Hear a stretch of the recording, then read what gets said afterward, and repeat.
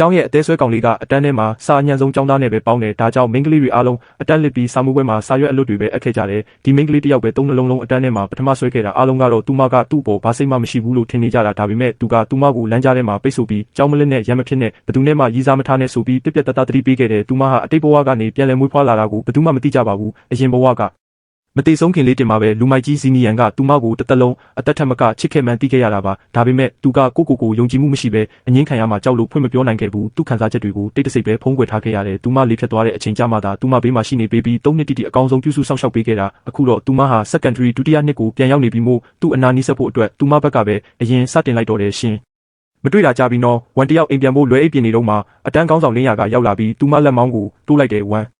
်ငါနဲ့အတူဇီနီယန်ကိုတွားရှာရအောင်မနှက်ဖြန်ចောင်းသားသမက်ကစစ်စေးစတော့မှာသူចောင်းပြတ်တာတွေကငါတို့အတန်းရဲ့အမတ်တွေကိုထိခိုက်လိမ့်မယ်ငါတို့အတန်းအတွက်လုပ်နေတာပါဝန်ကသူမကိုစိုက်ကြည့်ရင်အရင်ကလည်းဒီလိုမျိုးဖြစ်ခဲ့ဘူးတာကိုသတိရသွားတယ်အဲ့ဒီတုန်းကတော့သူမဟာပြဿနာရှာတတ်တဲ့ဒီကောင်လေးနဲ့ဘာမှမပတ်သက်ချင်တာကြောင့်ချက်ချင်းပဲညင်းလွတ်ခဲ့တာနောက်တော့လင်းရကဇီနီယန်စီကိုတယောက်တည်းသွားတွေ့ခဲ့တယ်နောက်နေ့ကျတော့ငိုထားလို့မျက်လုံးတွေဖောင်းအိပ်ပြီးပြန်လာခဲ့တယ်ဝန်ကဘာဖြစ်လဲလို့မေးပေမဲ့သူမကဘာမှမပြောဘဲတိတ်တဆိတ်ပဲငိုနေခဲ့တယ်အဲ့ဒီအချိန်ကစပြီးဝန်ကဇီနီယန်ဟာတကယ်ကိုအဖက်လောက်ရခတ်တဲ့လူလို့ထင်သွားပြီးသူ့ကိုတွေ့တဲ့နေရာတိုင်းမှာတမင်တကာရှောင်ဖယ်ခဲ့တယ်သူတို့နှစ်ယောက်ရဲ့မထုံစမွေဆက်ဆံရေးကပိုပြီးတော့ဝေးကွာသွားခဲ့ရတယ်နင်းလိုက်မှလားလင်းရကသူမရဲ့အဖြစ်ကိုစောင့်ရင်ထပ်မေးလိုက်တယ်ဝန်တယောက်အတွက်ဒီကနေလက်ရှိအခြေအနေကိုပြန်ရောက်လာပြီးခေါင်းညိတ်သဘောတူလိုက်တယ်သူမဟာစီနီယန်အကြောင်းကိုပိုသိချင်ပြီးသူဘယ်သူတွေနဲ့ပေါင်းနေလဲဆိုတာကိုသိချင်နေတာအဲ့ဒီအချိန်မှာပဲတိုက်ခန်းသုံးကပြတင်းပေါက်ကနေစိတ်ပြက်လက်ပြက်အော်တန်ကြီးထွက်လာတယ်ငါထက်တည်ပြန်ပြီးဒီကိန်းကခက်လွန်းနဲ့ညီးမနေနဲ့တော့နီယန်က2နာရီတည်းနဲ့ပွဲသိမ်းသွားတာနင်ကတော့တမုံလဲလုံး level 2မှာတင်းနေတာဂိမ်းစော်တာတကယ်ညက်လွန်းနဲ့ငါကသူ့ကိုဘယ်လိုသွားရှင်လို့ရမှာလဲသူကဂိမ်းထဲမှာဟက်ကသုံးထားတယ်လို့ပဲဟာကို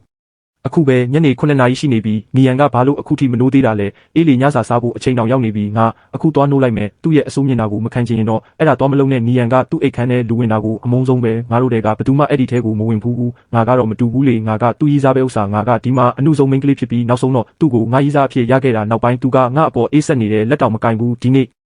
သူစီလာတာကသူ့အနာပိုနီးဆက်ချင်လို့အိတ်ခမ်းတကားကဖြည်းဖြည်းချင်းပွင့်လာပြီးသူကအပြင်းကြောဆန်ကအေးဆက်အမူအရာနဲ့ထွက်လာတယ်နိုးပြီလားဘာလို့အကြာကြီးအိတ်နေတာလဲငါ့ကိုအမှန်တိုင်းပြောမင်းညကဘာလုပ်နေလဲရှီဟန်ကသူမကိုလှည့်တောင်မကြည့်ပဲလစ်လူရှူပြီးဆိုဖာပေါ်မှာဝင်ထိုင်လိုက်တယ်သူ့တငယ်ချင်းဂိမ်းဆော့နေတာကိုမြင်တော့သူကနှာခေါင်းရှုံပြီးဥတူကောင်းလို့ပြောလိုက်တယ်နီယန်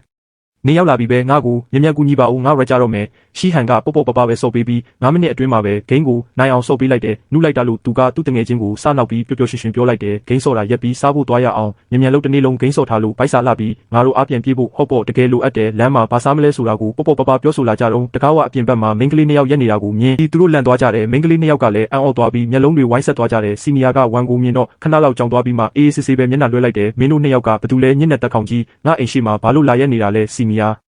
ာငါစီနီယာကိုလာရှာတာပါငါစီနီယာကိုသိပါတယ်စီနီယာကအတန်း9ကမလားငါကစီနီယာရဲ့အတန်းကောင်းဆောင်ပါမနှက်ဖြန်ကြောင်းပြန်လာဖို့မျှော်လင့်ပါတယ်ငါကြောင်းသွားတာမသွားတာမင်းနဲ့ဘာဆိုင်လဲစီနီယာခဏကြောင်းပြတ်တာကအမတ်တွေအဖြစ်ခံရပြီးငါတို့အတန်းရဲ့အဆင့်ကိုထိခိုက်စေတဲ့ကျေးဇူးပြုပြီးအတင်းအဖွဲ့စိတ်တက်ရှိပါအတန်းတစ်ခုလုံးကိုဆွဲမချပါနဲ့စိတ်မကောင်းပါဘူးငါမှအဲ့ဒီအရာဘယ်တော့မှမရှိခဲ့ဘူးငါနဲ့အတန်းတူဖြစ်တာမင်းတို့ရဲ့ကန်ဆိုးမှုပဲစီနီယာအလဲတန်းတုန်းကစရမ်းတော်ခဲ့တာပဲဘာလို့ကိုဖြက်စီးပြီးမိဘတွေကိုစိတ်ပြတ်အောင်လုပ်နေတာလဲသွားပြီး